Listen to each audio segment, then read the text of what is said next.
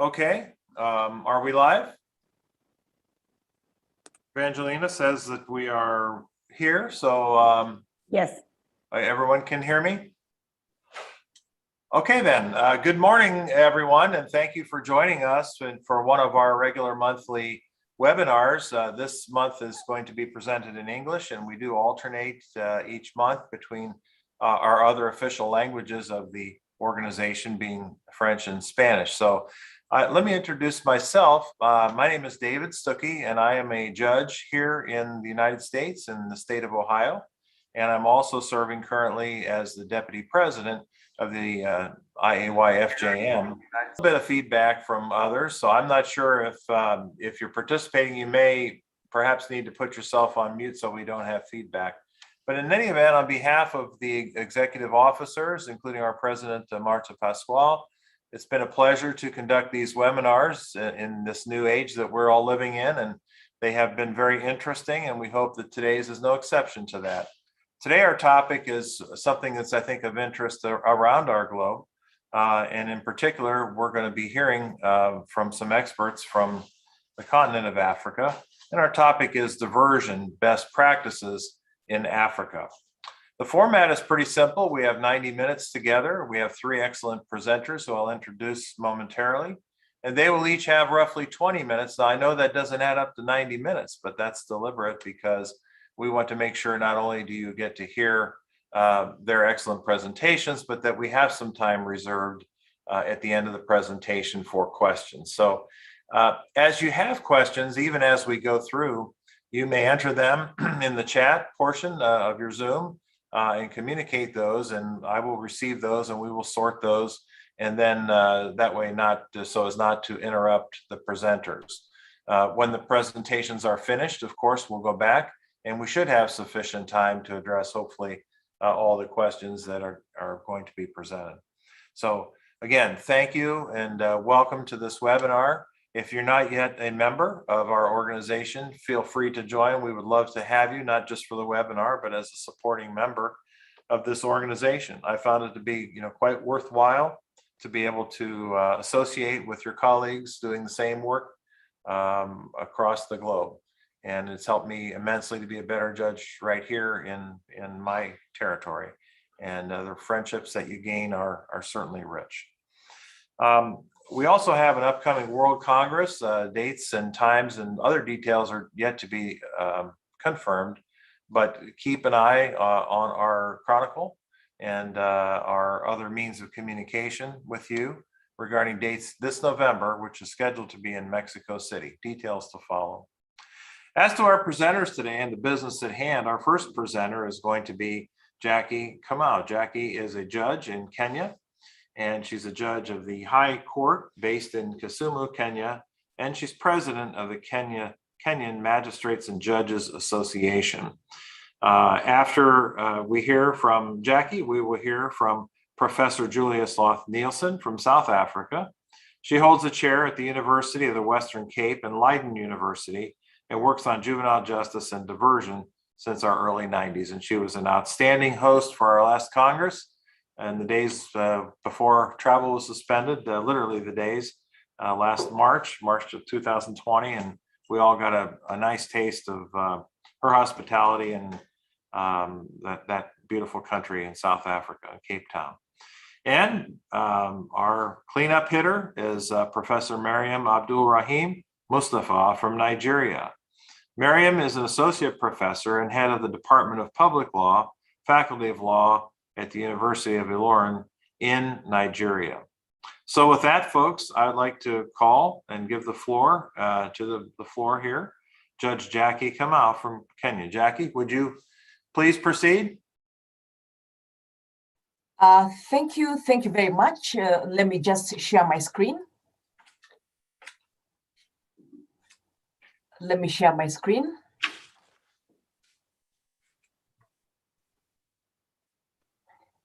Are you able to see my screen? Yes. Fantastic. Okay. As you've heard, my name is Jackie Kamau from Kenya, and greetings from Kenya. It is now about 2 o'clock in the afternoon. So as you people are still in the morning or at nighttime, we are already in the morning. So I'm going to present on the diversion of children in conflict with the law in Kenya, and see how whether it's going to really assist, and I believe that it's going to really assist this conversation. So I'm going to look at processing of children in conflict with the law, the plea bargaining and diversion. And the reason why I've decided to also look at plea bargaining is that it's some sort of diversion, in the sense that at the end of the day, we expect that these children in conflict with the law will not necessarily end up in the courts or in the legal system. But the first thing before I start, let me just say that the children in Kenya are processed through the same legal system. If they are convicted under the same laws. So they are charged under the penal law or the Penal Act, and the procedures are those in the Criminal Procedure Code, just like the adults. Now, recently, like you've heard, I'm in Kisumu. I've just recently been transferred to this town of Kisumu. It's in the western part of Kenya. And I was very surprised when I went there and I found that majority of the children, especially who are in the remand home, have been charged with very serious offenses like murder, defilement of other children, robbery, violence, obtaining by false expenses. And these are children whose ages were ranging from about 8 years up to about 15. So very, very serious, very, very serious offenses. So it's for that reason then that there's the need then to have bargaining, especially when these people or the children go into court, so that they do not find themselves in the same prisons or same prison conditions. But I must also say that they do not go to the adult prisons; they go to the postal institutions, and they are not mixed with the adults. So that's why the plea bargaining is good, and I'm going to talk a little bit about it later. Now, diversion is now the topic of discussion today, but it's still something which is ongoing, but we find that the plea bargaining has sort of like gotten more ground in Kenya. Diversion is a new concept, but it is something that we are hopefully going to embrace in a very short while. So when we look at the plea bargaining, then we are saying that this is a negotiation between a child offender and the prosecutor. And the Office of the Director of Public Prosecution is the one that guides all this together with the offenders. And they come to court and we are able to record these plea agreements. But then this plea agreement itself, because remember now it's a negotiation between a child offender, and I'm only contextualizing this within the confines of a child offender, but this can also happen to adults. So once the plea agreement, it can result in one being charged with a lesser offense. Supposing maybe you had been charged with murder, then they can reduce that to manslaughter if somebody agrees and admits the guilt. Then there's a reduction of the number of counts one is charged with. And as a result of that, then you end up having lenient sentences which are given to you. But before this plea bargaining is done, then the child must be made aware of the following: that he or she has a right to plea bargaining, that there is already evidence against him or her. Because you can imagine if a person or a child is innocent, then they ought not to be a good candidate for plea bargaining. So there must be sufficient evidence against this child to ensure that if the trial continued, then they would get a conviction. He or she must also be told about the sentence that is facing him or her. So that if it is a murder case, now of course we have a new precedent from the Supreme Court indicating that now it does not call for mandatory death sentence. Previously, that was what was happening.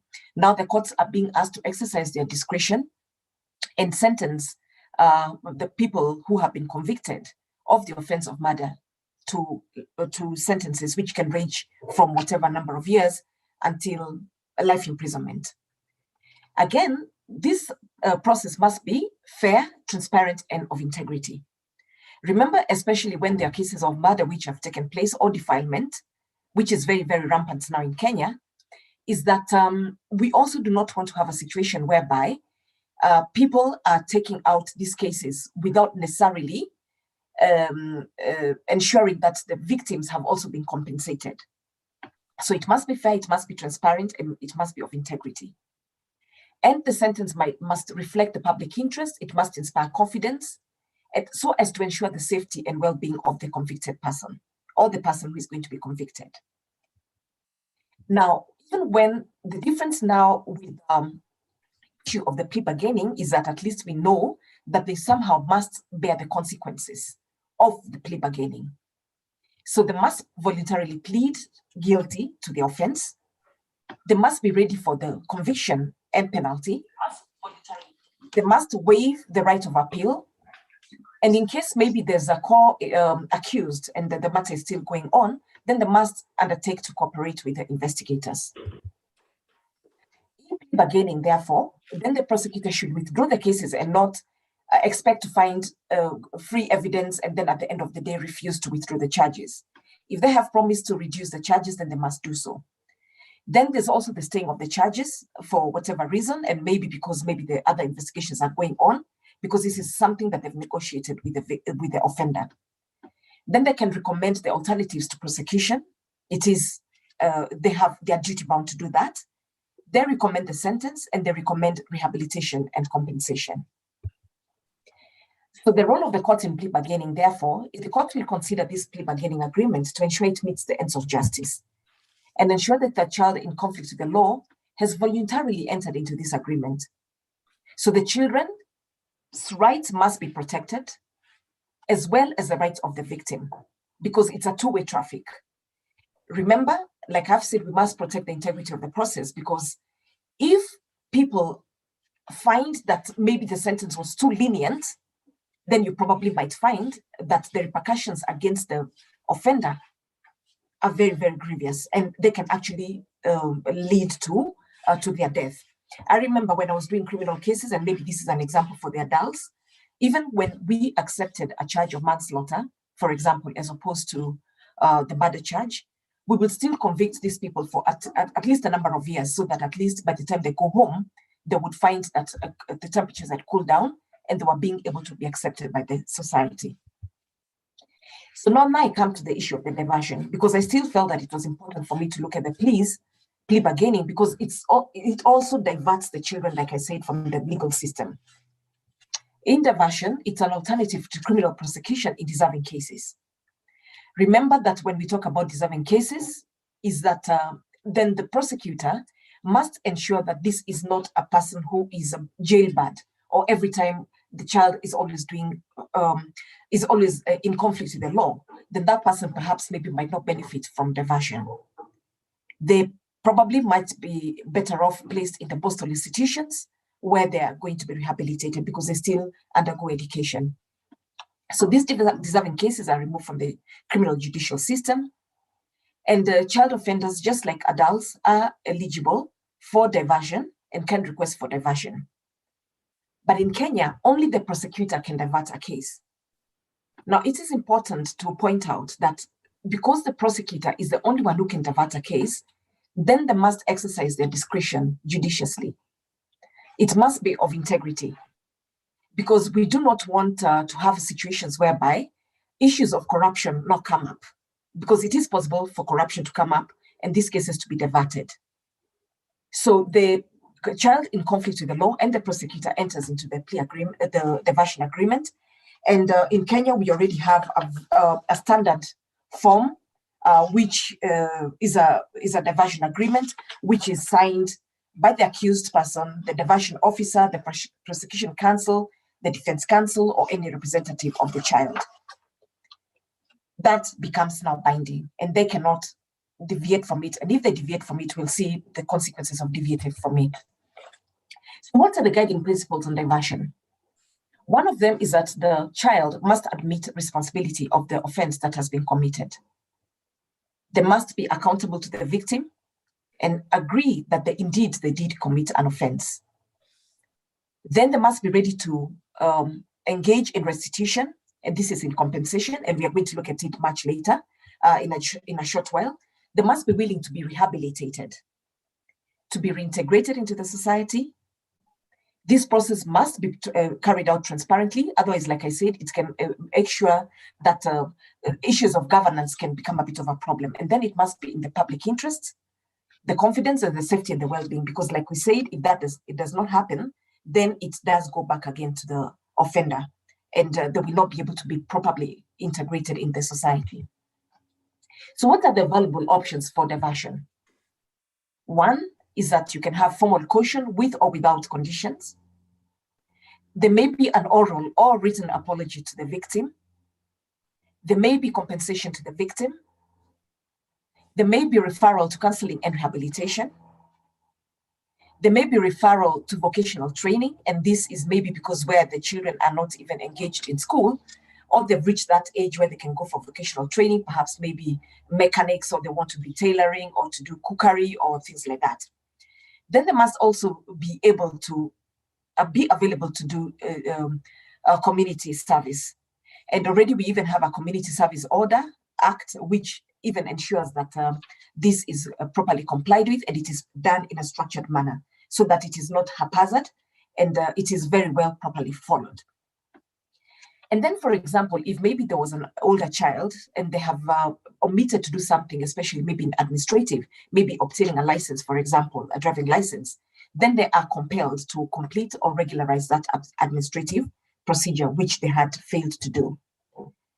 Now, what we have seen is that the benefits of diversion, it has given children in conflict with the law a second chance. And I will want to look at this case of Romeo and Juliet. And these are the cases whereby we are finding that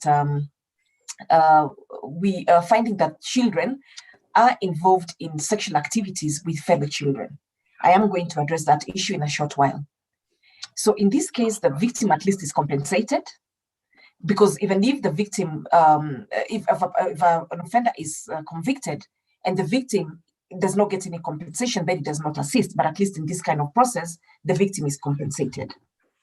It ensures a speedy resolution of cases. Already remember that in Kenya, we have very, very few judges who are in the system. And therefore, as a result of that, we have about 740 judges and judicial officers against a population of 40 million Kenyans. So, or about 50 million Kenyans. So you find that it's one judicial officer and judge to a population of about almost 70,000. And you cannot be able to do that, and the backlog is too much. So this has really been assisting. Then it has also been reducing the expenses incurred in conducting full trials and in prisons. Every day, the government spends about $2 for each offender in prison. So when we reduce this, then we can be able to use this money in other votes in the government. Already we don't have money. In the COVID situation, we have seen that it's important to decongest prisons because of the spread of the disease. And again, also when we have diversion, we of course expect that the relationships between the victim and the offender are going to be maintained. And I'm going to look at it again in relation to that Romeo and Juliet cases. So what are the consequences of this, of the non-compliance? Now, if the child in conflict with the law complies with all the terms of the diversion agreement, then the prosecutor certifies completion and takes the matter to court, and the file is then closed. But if the child in conflict with the law fails to comply with the terms, then the prosecutor refers the matter back to court and the matter continues for prosecution. As I make concluding remarks, I want to say that the guidelines on diversion came into force in October 2019, and only about 0.5% of the cases have been referred to diversion. So I don't know whether now this is a best practice in Kenya, but at least we are getting there. This is 0.5. Perhaps maybe Nigeria has got better best practices, and from South Africa. But because most prosecution counsel are yet to embrace the new system, many judges and magistrates we are not even aware about this diversion. So a lot of sensitization needs to be done in this area. Now, again, also children in conflict with the law have been charged with very, very serious offenses, like I've talked about, murder, making reconciliation then very, very difficult. Now, in the case of Romeo and Juliet cases, which I've mentioned earlier, and the less serious offenses, the prosecution has been able to refer these matters to diversion. In the Romeo and Juliet cases, in Kenya, what we have is the Sexual Offences Act has very, very punitive sentences. And it depends on the age of the victim. From 0 to 11 years of sexual defilement, you find the person is convicted to life imprisonment. Between 12 years to about 15 years, then the sentence is 20 years. When it comes to a person who is defiled between 16 and 18 years, then you're talking about 15 years imprisonment. So when these children also find themselves in that straitjacket, and the judges do not have any discretion because the law says this is the minimum that you can give, then it becomes a problem. So what has been happening in these Romeo and Juliet cases, because the girls will probably not agree to testify against their boyfriends, and perhaps maybe even they're pregnant. So these cases are mainly being diverted so that at least the boy is able to take care of the child, or they're able to compensate the family of the girl. And maybe later on, because they're given a second chance in life, they probably might end up even getting married. Because remember, when they were engaging in these sexual activities, it is not that they thought that they were having or committing an offense. It's just because maybe they were in love with each other. So I think maybe at that point, I hope I have concluded, and I hope I have not taken too much of the time, hoping that I'm still within the time. But just like I've said, is that it is a good system that we are, which is being adopted. But like I've said, it is yet to gain ground. But where it has gained ground is that we have got a lot of options in which we are processing these children, and less children will be going to court. As I make my concluding remarks, and this is the final concluding remarks, is that our Chief Justice, Martha Koome, who has just been sworn in as the Chief Justice, her interest is in children matters. So we are hoping that with her entry as the head of the judiciary and the president of the Supreme Court of Kenya, we'll probably be finding that more efforts and more emphasis will be laid into ensuring that children do not go into the legal system, because that is her commitment that she made, that so long as she's there, she'll ensure that children will not need to pass through the legal system, but they need to belong to where they are, that is in their homes and in the communities. So thank you very much for listening to me and for being very, very attentive. And I hope that maybe the next set of questions, maybe I will be able to answer, and then maybe we can interact more. Thank you very much for the. Thank you, Judge. Yes. Thank you, Judge Kamau, for that presentation, for your preparation, and also for the work that you're doing in Kenya, because it takes judges who are willing to be leaders in juvenile justice and other cases that benefit our future, really, our children and our families. And so it's not always easy. There's some heavy lifts going on, but I'm encouraged to see the work that you're doing and your colleagues are doing in Kenya. So thank you so much. Next, we will hear from Professor Sloth-Nielssen, please. Thank you. Right, I hope you can see my screen. I'm going to speak about diversion and restorative justice in South Africa. And I will follow some very similar themes to those that have already been raised by Justice Jackie Kamau. So I suppose that's also based on the fact that our legal systems in South Africa and in Kenya share broad similarities in some respects.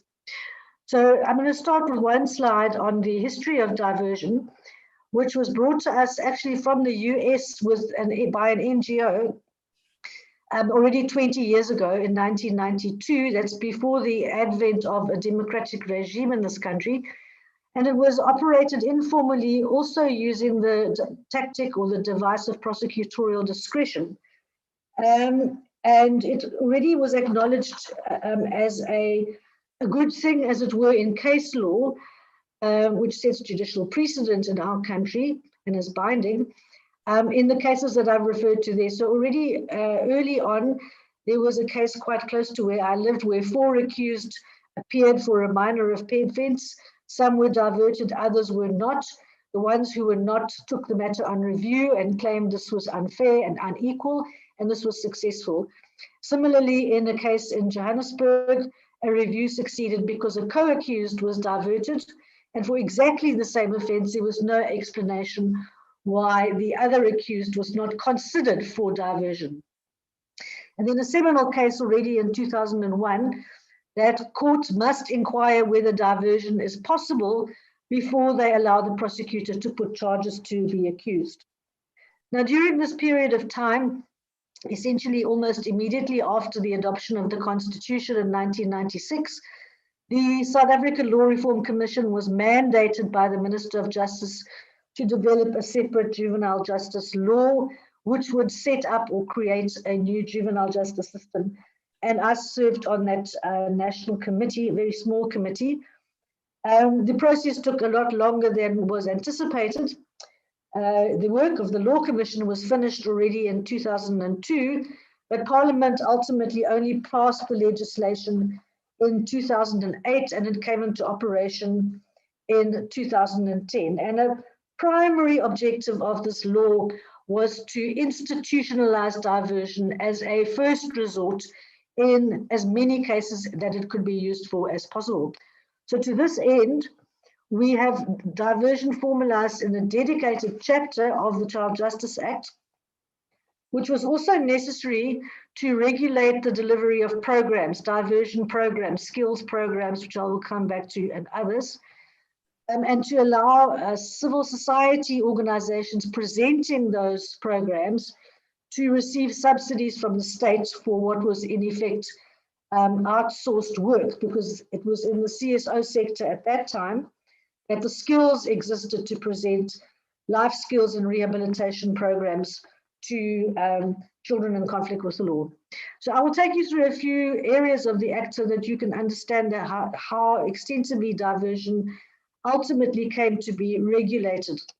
We start with a section that deals with the objectives of diversion. I'm not going to go through every single bullet here, but it echoes what Justice Jackie has already talked about. It gives victims a voice, and it enables some restitution or benefit to the victim, promotes reconciliation, prevents stigmatization, and so forth. The requirements are also broadly similar to those that she highlighted. The child must acknowledge responsibility, must not have been unduly influenced to accept diversion. There must be evidence, a prima facie case, consent by the parent or guardian and the child,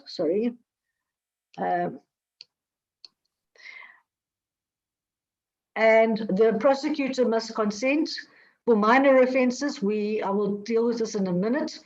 Or in the case of very serious offences, the prosecutor's senior, the provincial director of prosecutions, must consent in writing to children charged with very serious offences being diverted. So we start with prosecutorial diversion, and we have in our Act, we have 3 schedules of offences as appendixes. Schedule 1 are the least serious offences, shoplifting and such like. Schedule 2 are what I would call middling offences, breaking and entering, assault, which are not petty assaults. And then Schedule 3 are the most serious offences, and many decisions that have to be made in terms of the Child Justice Act, including diversion, including release on bail, depend on what the child is charged with and on which schedule this offence falls.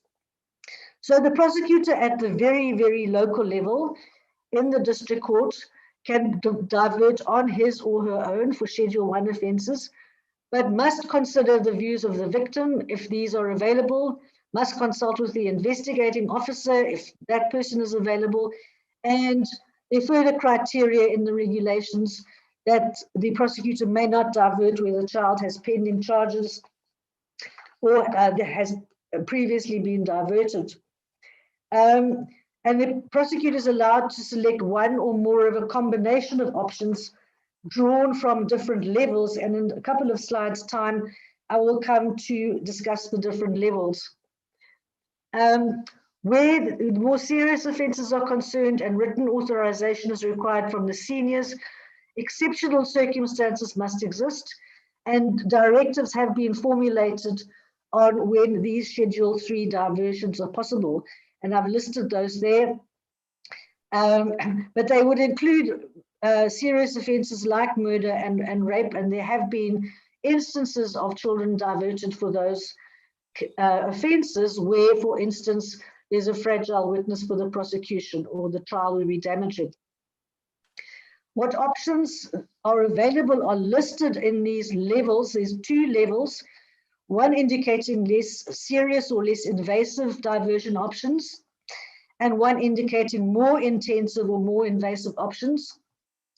And this was intended to make a very broad range of options available, even in places where there were no CSOs or NGOs offering life skills programs. So there are orders such as a compulsory school attendance order, family time order, reporting order, etc. And the intention, as I say, was to expand the possible range.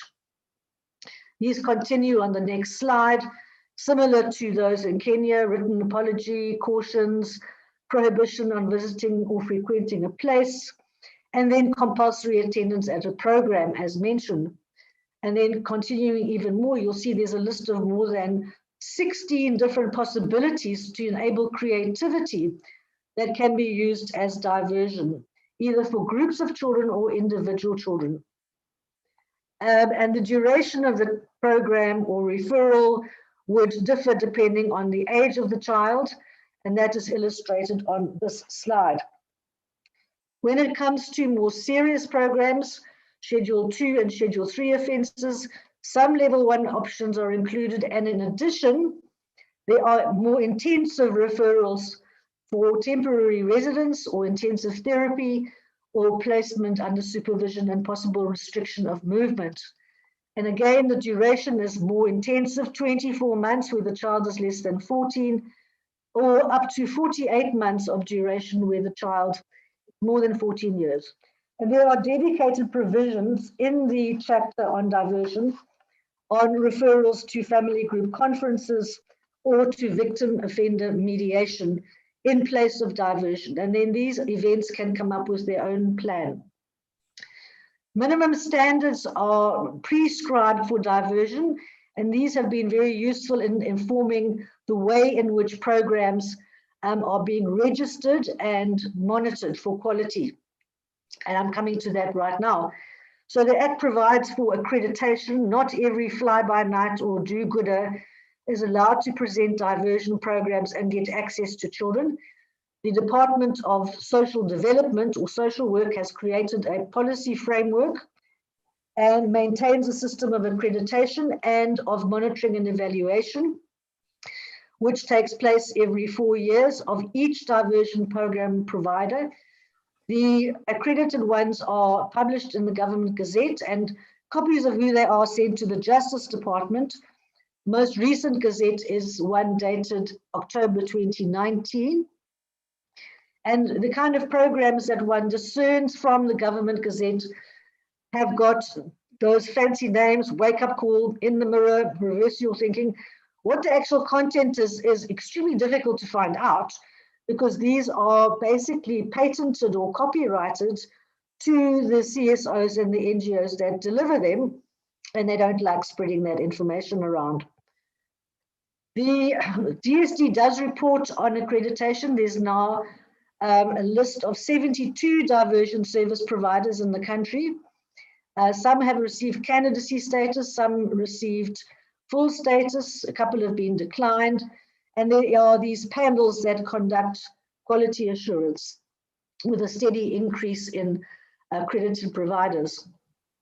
What's been interesting over the last 8 years is that more programs run by departments personnel, in-house in other words, are available as opposed to those run by NGOs, which is a change from where we started 20 years ago. Now, these are the latest stats on diversion 2019 to 2020. 19,892 children were diverted. The previous year's stats look wrong. I think there was under collection of data, but you can see the huge jump from the previous annual year of 10,500. So more and more children are being diverted. I think we're in the region, Jackie, of about 40% of children or even more in conflict with the law are now being diverted. The DSD says it's due to an increase in the number of accredited programs and sites. And the types of diversion and the numbers that are linked to those are also provided on this slide.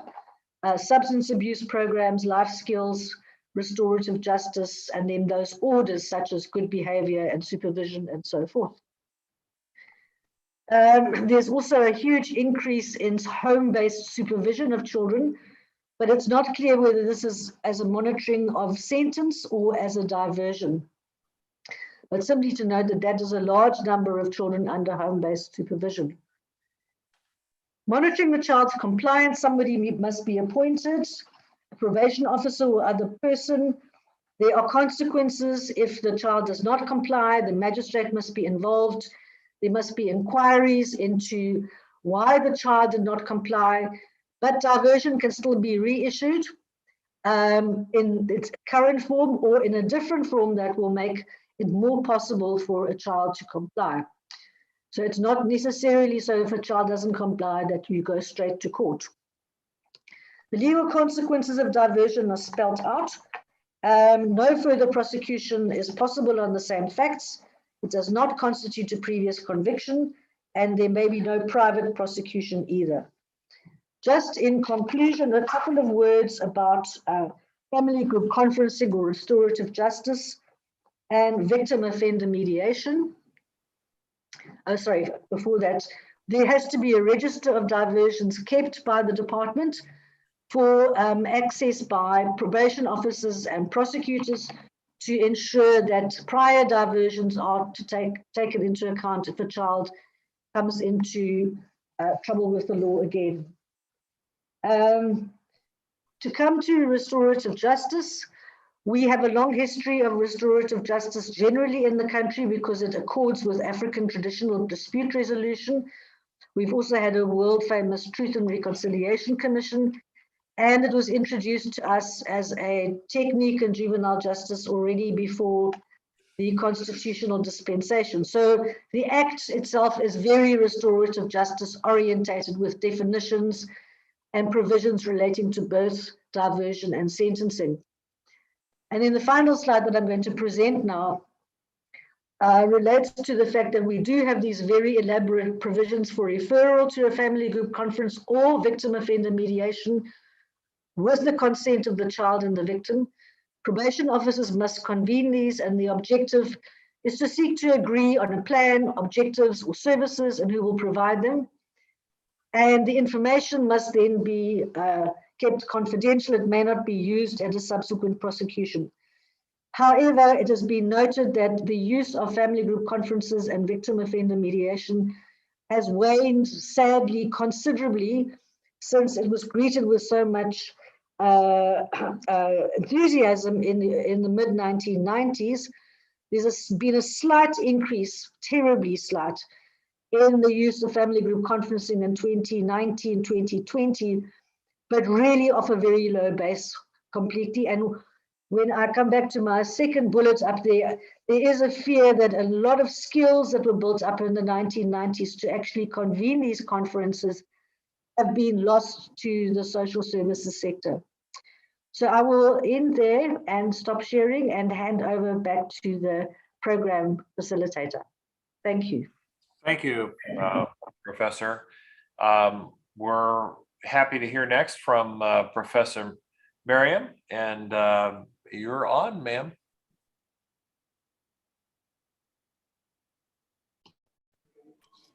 Yes. Good afternoon, all. We are in the afternoon now here in Nigeria. So I will present my slide. I don't know whether I see my slide. Is it showing? Is my slide showing? Not on my screen, no. It's not showing. No.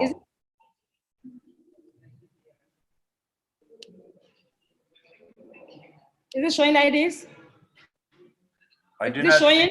I don't see it yet, no. You don't see it yet? Wow. I do see showing our president, Marta Pascual. Good morning, Madam President. Yes, I've done that before. Are we seeing it now? No, sorry. Oh, wow. Hello, Dave. Hi. Good morning for everybody since we are in Argentina. Hello, Dave. A pleasure. Good morning. Are you not seeing like this as well? No. Sorry, It's not no. showing. It's not showing? No. Wow.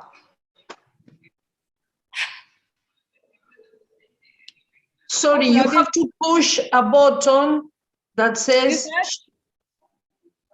You said? No, I do not see it. You did not see it, no. but If- I've shown it before. I don't know what is happening. I've displayed it before. Is it possible to send those through the chat? I don't know. You didn't see it as well. No.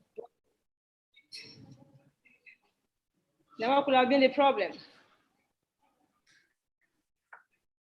If you're able, and it may take some more time to describe it, but you certainly have more time if we have some extra minutes. So if you're able to do it without actually having us see those as you speak, you're welcome to. Okay, maybe I will speak to my paper then, but I've shown it before, and I think everyone have seen before. So I don't know why it's not showing now. I don't know. So slight.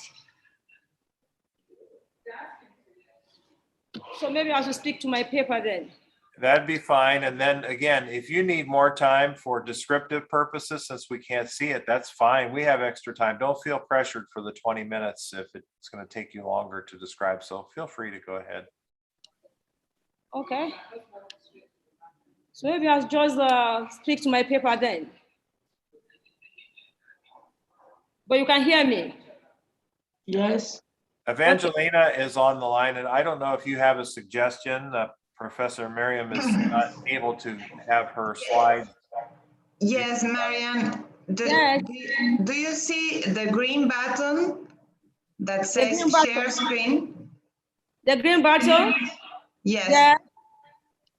Press share screen. Yes, I've done that.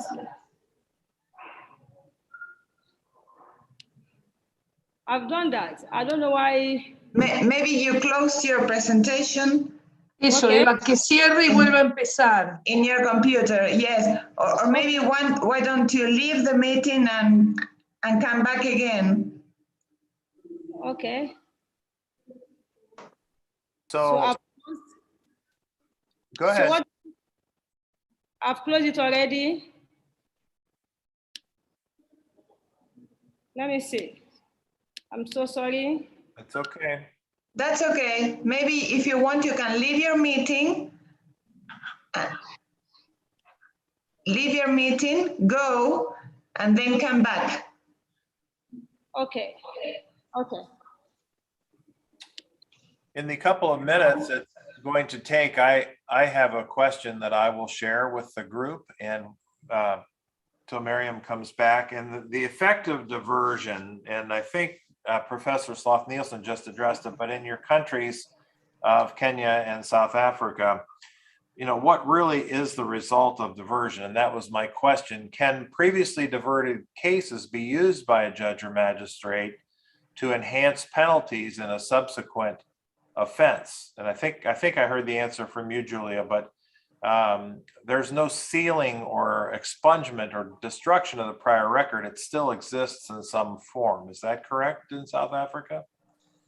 No, there's a record of diversion, successfully completed diversion that's kept by the Social Development Department or the Social Work Department, which is only accessible to police and prosecutors when deciding on whether to consider a further diversion, but it may not be used to enhance sentence.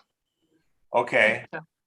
So then as a judge, if there was a diversion of a young person for a particular offense and successful, but while still a juvenile, a year and a half later, 2 years later, the same juvenile comes in front of me, I would not be permitted to consider anything about the prior incident in terms of the sentence or disposition?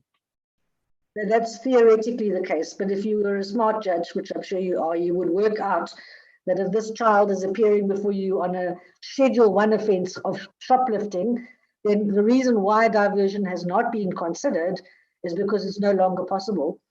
I didn't refer in my presentation because of lack of time to the new procedure that we introduced in 2010, which is basically a roundtable which is chaired by a judge.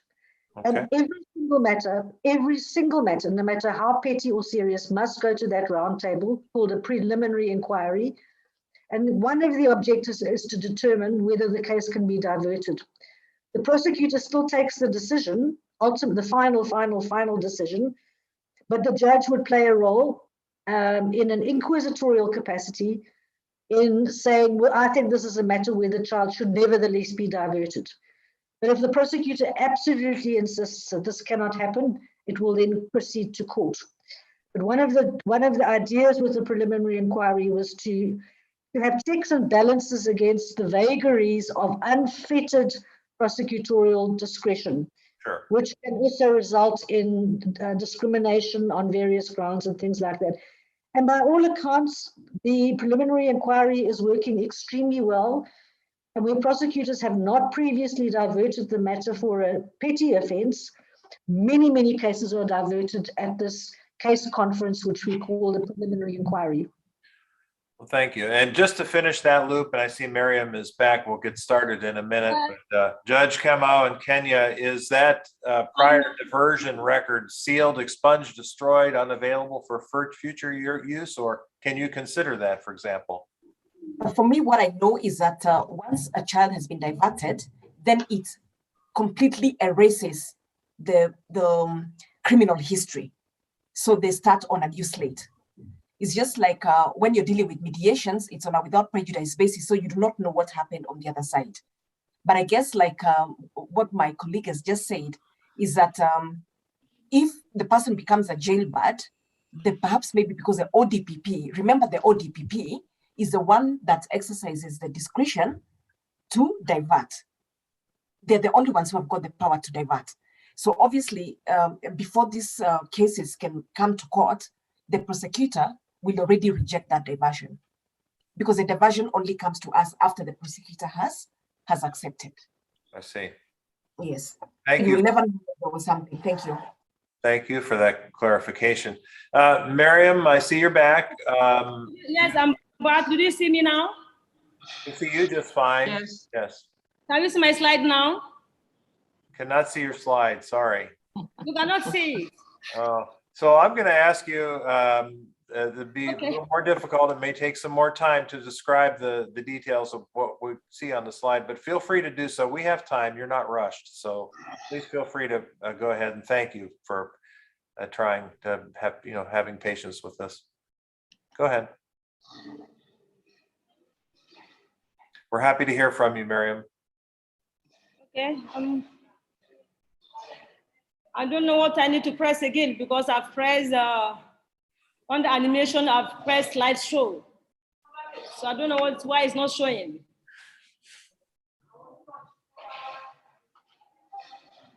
I think if you're able to give your presentation without the slide, and perhaps we can supplement it later, Yes, that would be fine. I've given that.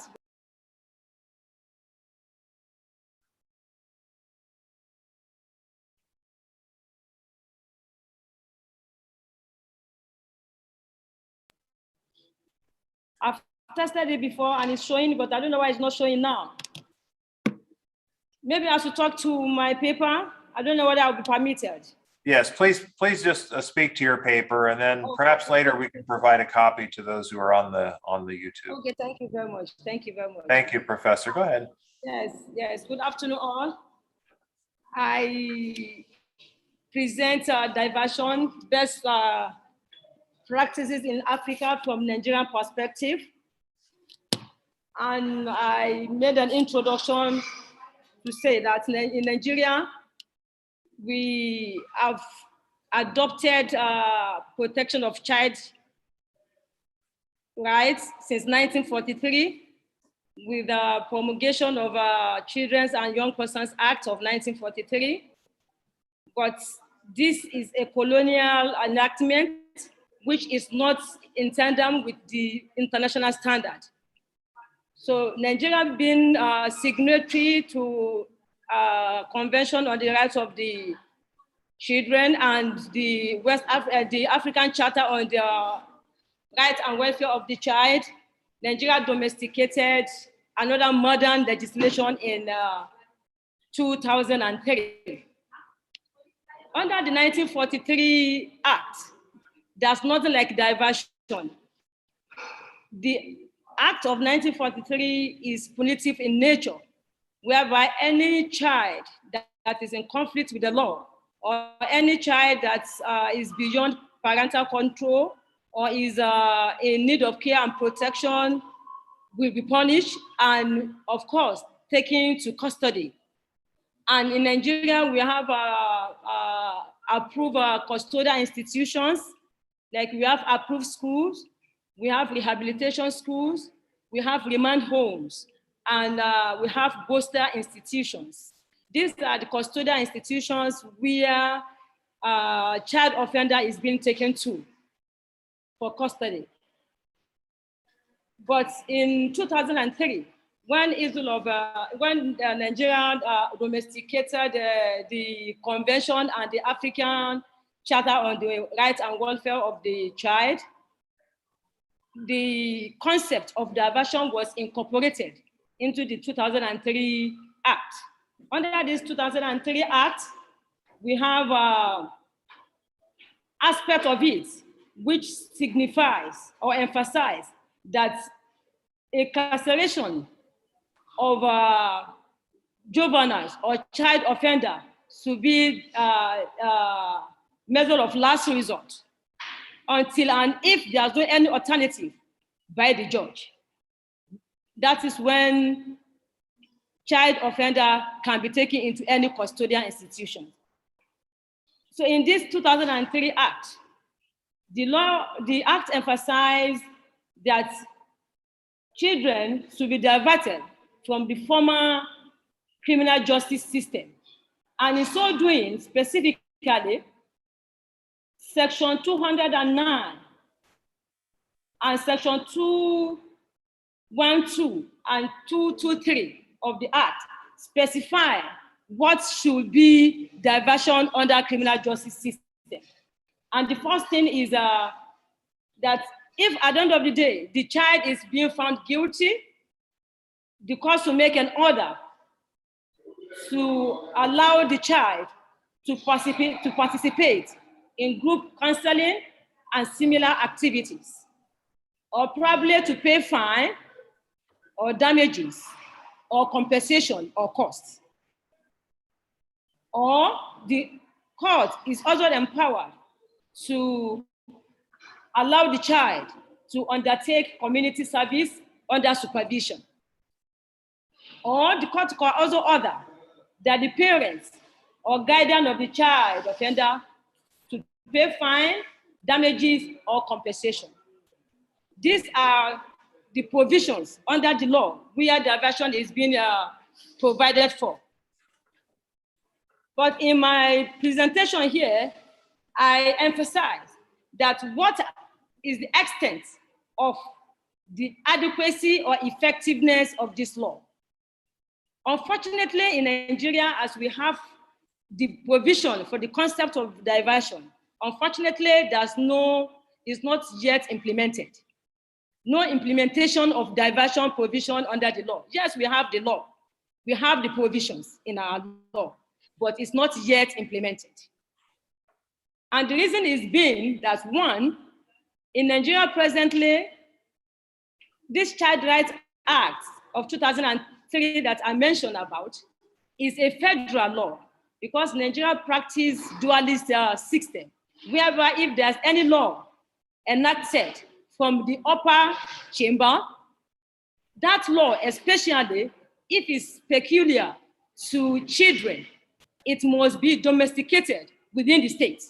So to show that if there's any act from the National Assembly, that act must be domesticated from all the 36 states of the Federation. In Nigeria, we have 36 states, and all these states must domesticate Child Rights Act of 2003. Otherwise, that act will be in abeyance.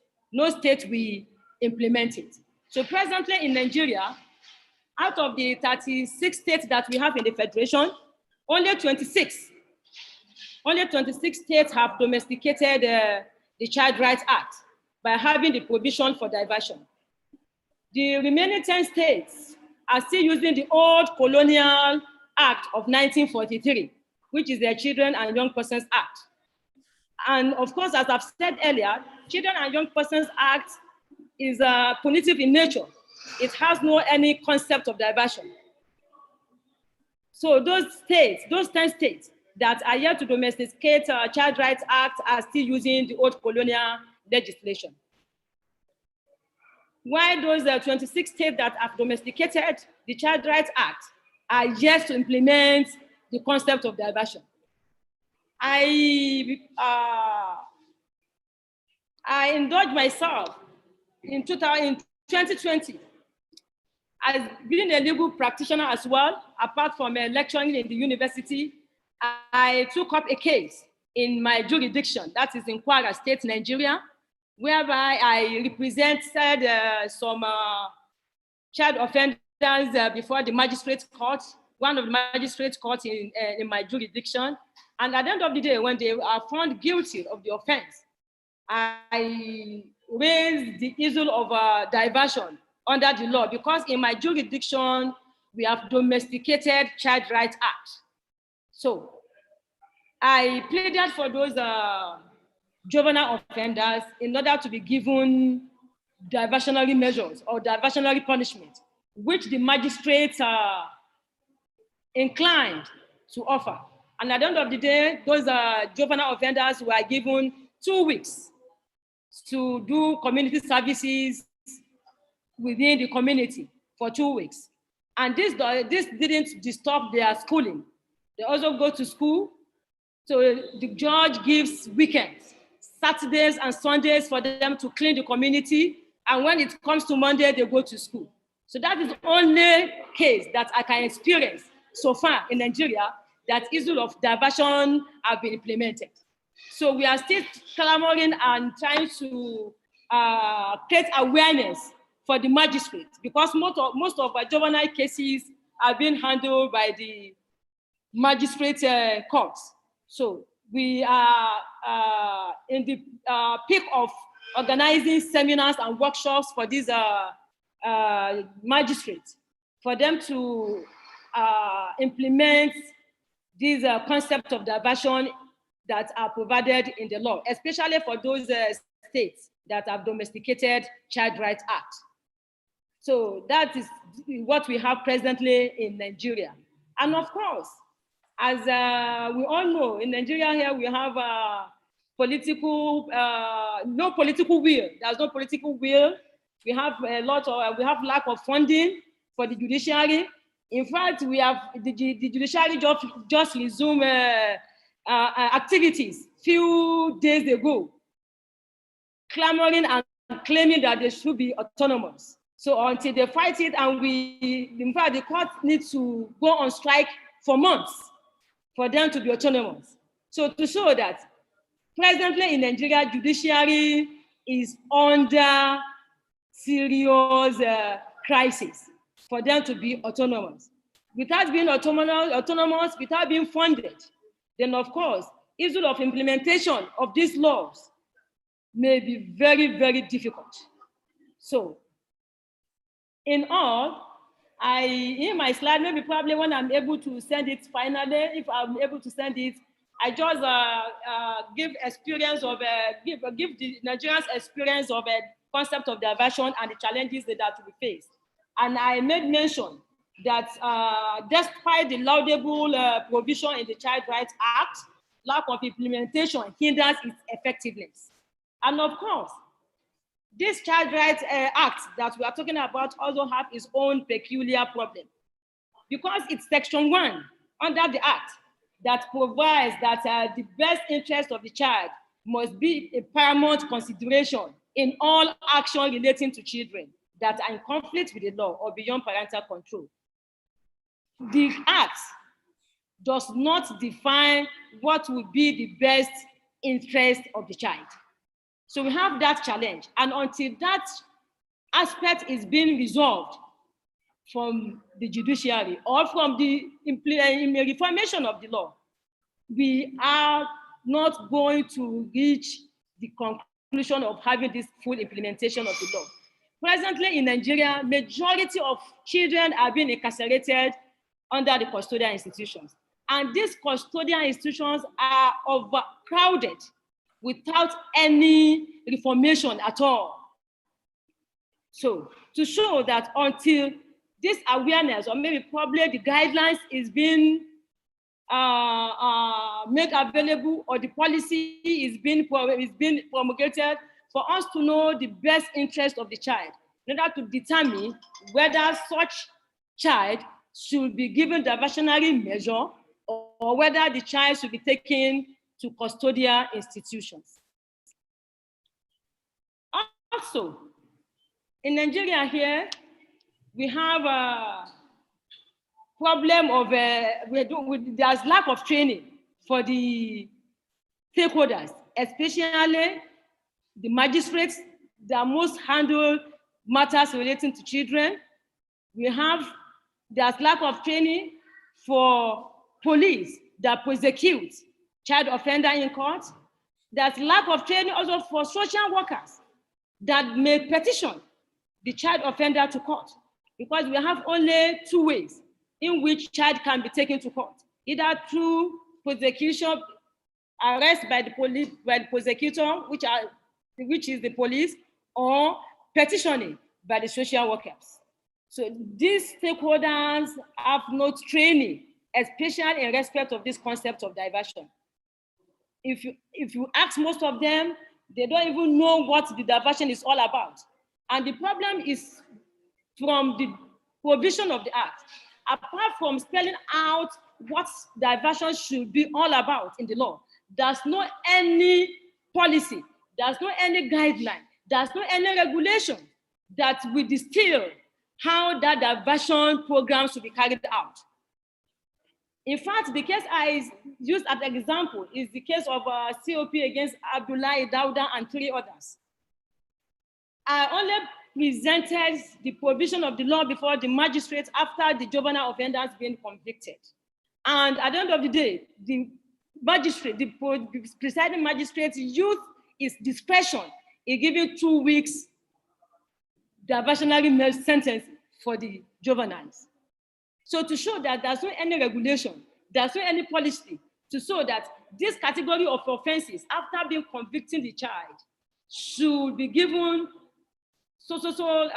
weeks of sentencing or community servicing, or so months. There's nothing spelled out in the law. And there's no any policy, there's no any regulation, there's no any guidelines that is guiding us. I've gained a lot of experience now from what Professor Julia have just stated in her presentation, to show that there must be guidelines, there must be regulation before this issue of diversion can be implemented in Nigeria. Without these regulations, that means the law is just there for us, the implementation is not there, the regulation to carry out the implementation is not yet provided for any judiciary or for any juvenile justice stakeholders in Nigeria. So I made some concluding remarks by making some recommendations that there should be full implementation of these diversionary measures in Nigeria, especially the one that is relating to community service. Especially the one that is related to community service, because when we look at concept of diversion, it has a lot of advantages. So I've stated some advantages in my slide, which if I'm able to present later, I will show it to the audience. So I showed the advantages of this concept, that it's a laudable concept, that if Nigeria can also key itself into it, it will be better for us. And of course, in keying into these diversionary measures, Nigeria will gain a lot economically, socially, and even politically, because issue of stigmatization will be removed, and it will also reduce case loads from the courts. And of course, it will reduce justice system costs, and it will preserve resources for youth who pose danger to public society. Presently in Nigeria as well, even if diversionary measures is implemented, the problem that will arise again is which type of offenses can we place the concept of diversion? Nigeria will be very wary in giving diversionary measures to juvenile offenders that have committed capital offenses because they are a danger to the society. So the only prayer we are making here is, even if this concept of diversion is to be implemented, of course, we have to start from minor offenses, or what we call status offenses. Those are the offenses that are not capital in nature. Because those capital offenses presently in Nigeria, this issue of Boko Haram, this issue of herdsmen, this issue of kidnapping, there are a lot of children that were involved in kidnapping, lot of children that were involved in all these erroneous acts, to show that diversionary measures cannot be applicable to those offenders if at the end of the day they are being convicted.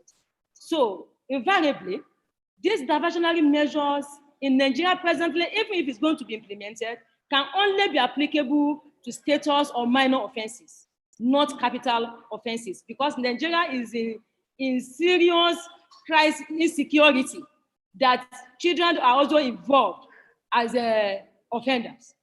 So that is, maybe I can make further clarification. Let me stop here. Well, thank you for that excellent presentation. And if you would be good enough to share your notes, your outline, that would be great. The practical matter is that people are on the line and watching and have had the opportunity to hear you. Others will join this later on YouTube, and actually many whose first language is not English can join later on YouTube, and then they get the automatic translations into their language. But in any event, it's not too late to submit that outline, because others will still be watching this presentation even after it's no longer live on YouTube. So thank you again so much.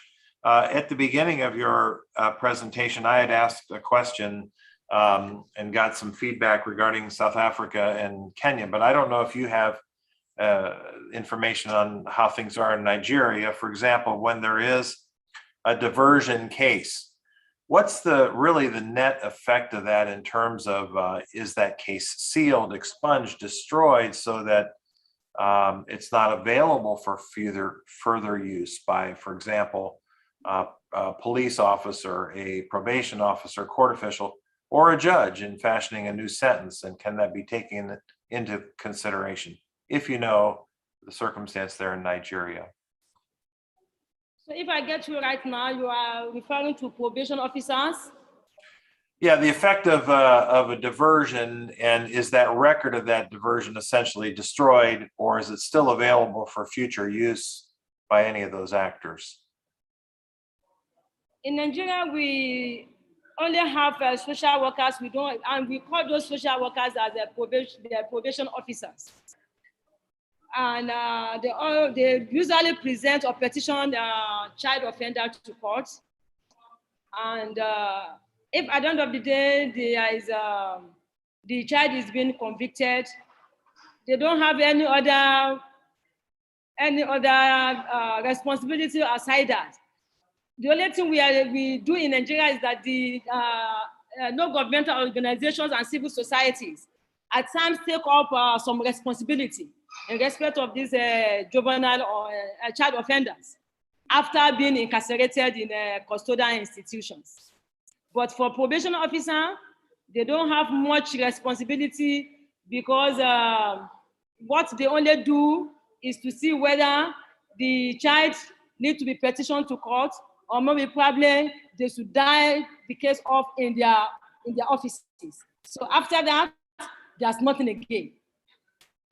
Okay. So I don't know whether I've catch up with the question you raised. Well, just simply, if I were a judge in Nigeria and I have had 2 times the same young person before me, or at least have a case filed regarding a petty theft, let's say. But the child successfully, to a point, completed diversion and his record is clear. But then for the third time, I see him again in court on a similar offense. May I consider properly what I know about his prior diversion, or is that not within my purview to consider those prior offenses having been diverted? If you know. I'm not aware of that. Mhm. I'm Okay. not aware of that. Okay.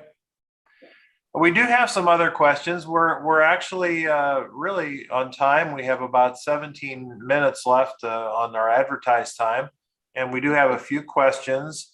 And I think they pertain to each of you. So maybe we'll go in turn with these questions. And certainly while you have the floor, if there's something else you wanted to add in a question or reaction of your own listening to the presentations, feel free to do so. Again, while you have the floor, we have about 17 minutes, I suppose, before the end of our time together.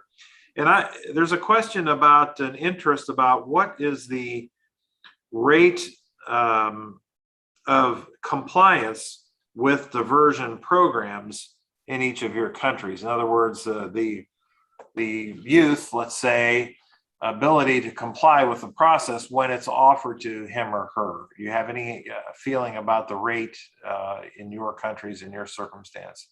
Why don't we start with Judge Jackie Kamau from Kenya. Right, thank you very much for that question. Like I said, in Kenya, the referrals for diversion are extremely low. But at least what I can also say is that because of the supervision that is there, the rate of compliance is also high. I might not have the raw figures, but at least it's definitely over 50%. Because remember that we do not want to have these the children back again into the legal system. As was also alluded to by Professor Mariam, is that we don't have enough space to keep the children. So as much as possible, you will want them out of that system. So we will ensure that they're supported to comply. But when they don't comply, and that's why I say it, if they do not comply, I might not have the exact statistics, then it means that then it's cancelled and then the matters go back again for prosecution. But it is high, and that is why it is still being applied. And if I still have the floor, I don't know whether, because maybe I don't know whether there's another question, just maybe to confirm and to clarify that some of the options that I gave are just some of the options. It was not an exclusive list. There are many, many other ways in which even Julia also mentioned, so that you're talking about completion of education and going to school and that kind of thing. The other third thing that I wanted to mention also is that unlike maybe South Africa, which has got a law in which diversion is anchored, in Kenya, what we have is a diversion policy for now, which has been developed by the Office of the ODPP, the Office of the Director of Public Prosecutions. And this is now where all the guidelines, unlike Nigeria, where they're saying that they don't have any guidelines, at least we have guidelines which directs the prosecutors to decide which case to divert and which case not to divert. So I think those are the comments that I'd like to make, Judge. Thank you very much. Thank you, Judge Kamau. And so again, the same question, what's the rate of compliance with diversion programs by the participants in your country? Professor Julia Sloth-Nielssen, please. Thank you, David. There was research done early on in the 1990s by the main civil society organization that was presenting diversion, which was rather self-serving in its outcome. It showed an extremely high rate of compliance of children relative to comparable data on people's compliance with rehabilitation programs anywhere else in the world. And it was way over 75%, which is simply not possible. It was also done far too quickly after conclusion of the program, which taints the data because children might take more than 6 months before they reoffend. But unfortunately, although we have reasonable data that comes out of the various implementing government departments, I've mentioned Justice, I've mentioned the National Prosecuting Authority. I could mention Legal Aid South Africa, the Department of Social Development, which is in other countries called Social Services. This is not one of the statistics that they either keep or let us know what it is, which is unfortunate. So I suspect in my conversations with the person at head office, national office, who is responsible for diversion policy, that it is one of the indicators they use in deciding whether to accredit and re-accredit programs and diversion operators, because obviously if they're hugely unsuccessful in having any completion rate, then they shouldn't be on the panels. But we are not told what those statistics are, which is unfortunate. We do have a problem generally with the fact that there are too many government departments involved in the administration of the Child Justice Act, and they don't always keep the same statistics on the same thing. So we are not ever measuring apples and apples. Thank you. And Professor Mariam, same question. What's the rate of compliance on the diversion programs in Nigeria by those participating? As I've said earlier, there's no compliance yet, no compliance. In fact, all over the Federation, especially those that even domesticated Child Rights Act, they have not implemented this, so there's no any compliance. The only thing we are trying to do now is to create awareness for the stakeholders to know that the diversionary measures will be used, especially, as I've said earlier, for minor offenses.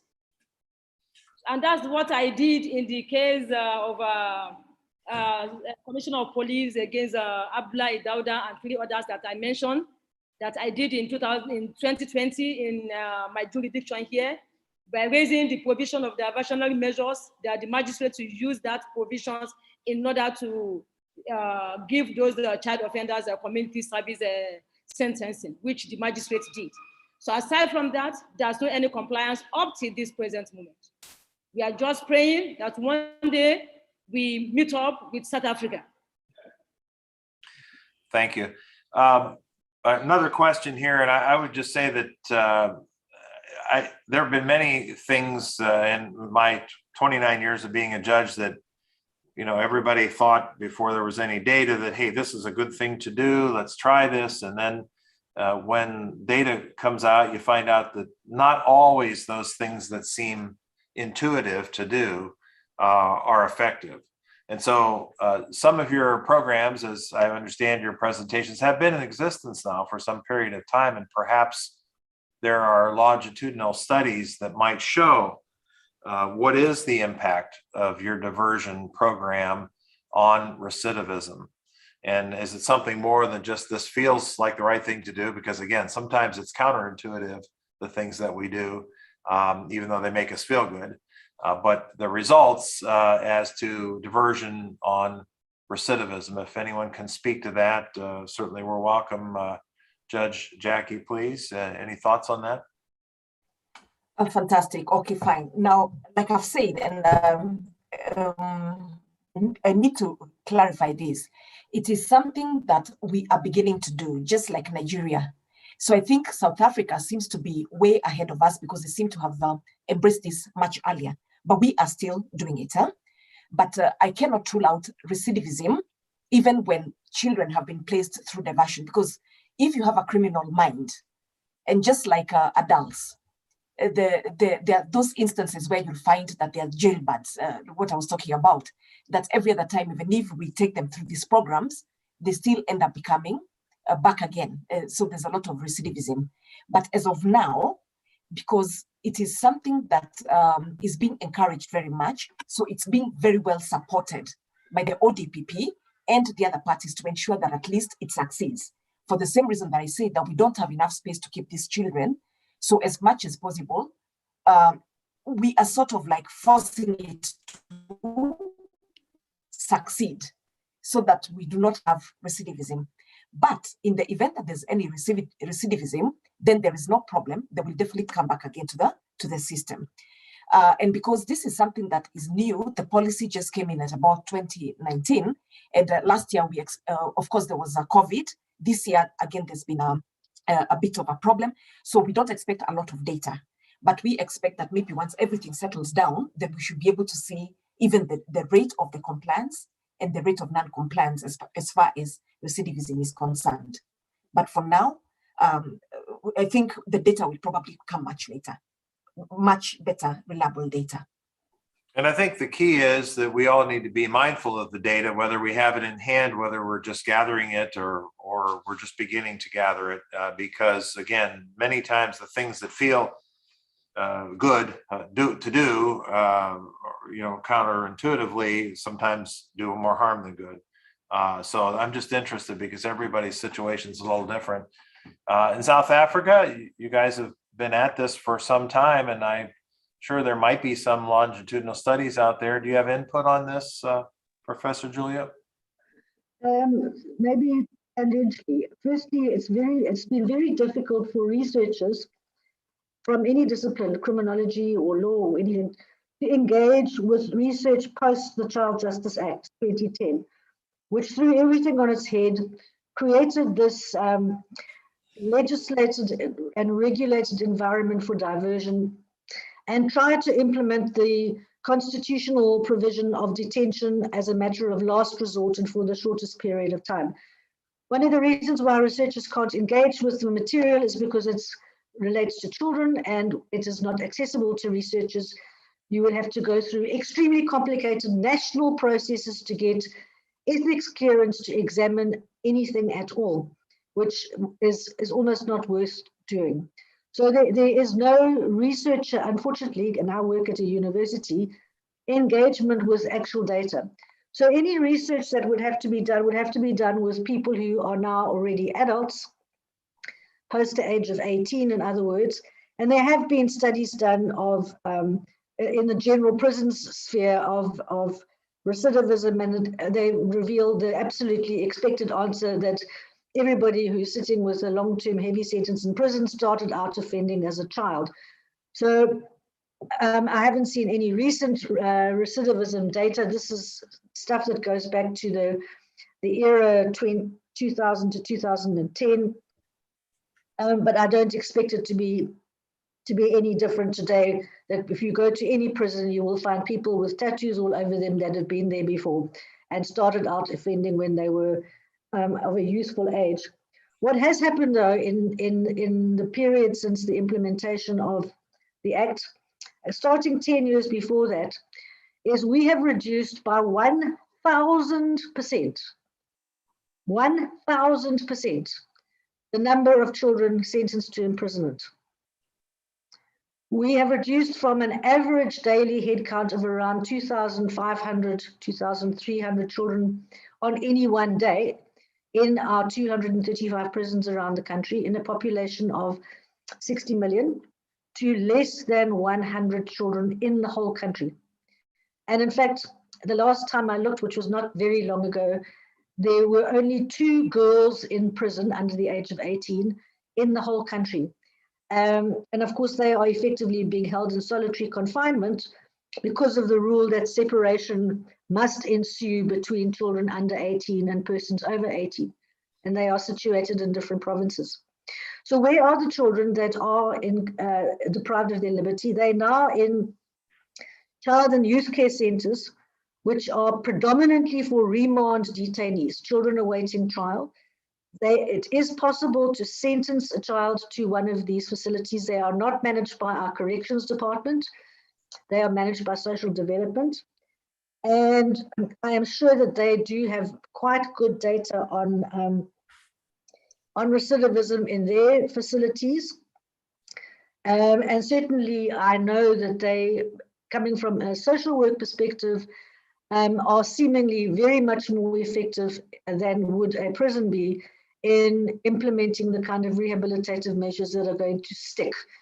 And I actually had the manager of our province speak to my students 3 weeks ago on the kind of programs that they put in place and the follow-up and support they give to children once they leave the child and youth care centers.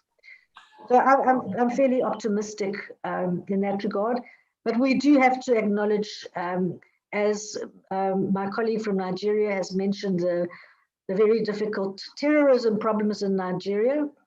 We have very difficult problems with gangsterism, and children are recruited from a very young age, 9, 10 years old, by institutionalized street gangs, which find their tentacles into the child and youth care institutions, into the prisons. And once those children are captured by the gangs, it's very hard to break that stranglehold.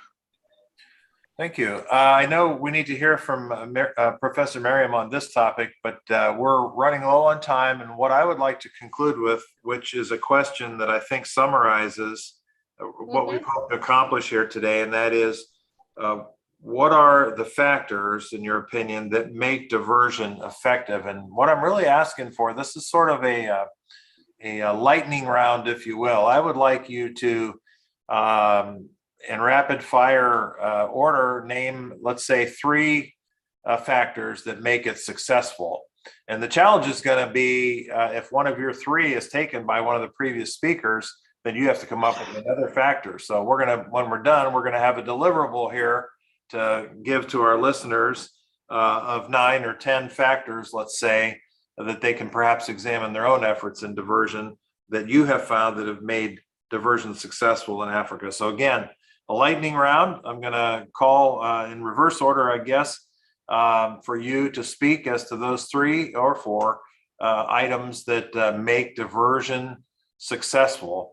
And when we wind up, that'll be something hopefully of value to all who've listened to this, as I'm sure the rest of the program has been. So let's start with Professor Mariam, the 3 items, tenets, ideas that make diversion successful. Ready, go. Thank you very much. I think the first point of call in Nigeria is to... Okay, just make it a 1 word. Make it, I don't want to cut you off, but we have just about 3 minutes. So 1 and 3. Okay. The first thing is domestication of Child Rights Act by all the states. Okay. In order to have the provision of concept of diversion in the law from all the states. Okay. Then the second is to create awareness. Awareness. To train the stakeholders. The stakeholders are the judges, magistrates, okay. And third one? And the police. They must be trained. All right, let's go quickly on to... Then lastly, there must be regulation or guidelines that will spell out how diversionary measures should be implemented. Thank you so much, Professor. Thank you so much. Professor Nielssen, let's hear your 3 or 4 tenets that make diversion successful.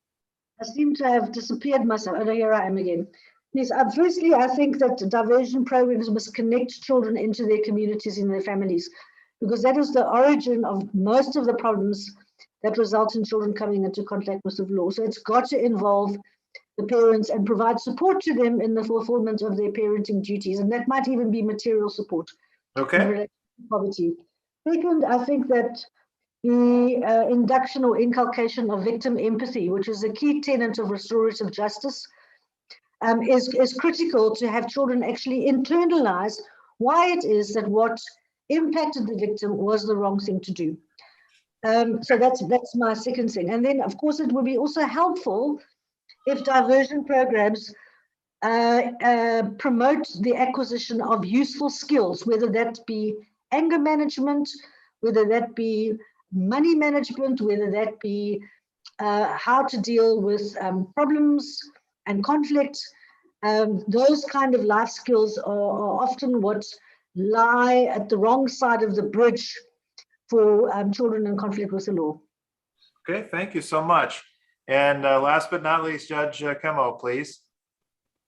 Right. For me, it looks being last is the worst thing, but for me, I'm looking at enactment of statutes and the rules as very, very critical.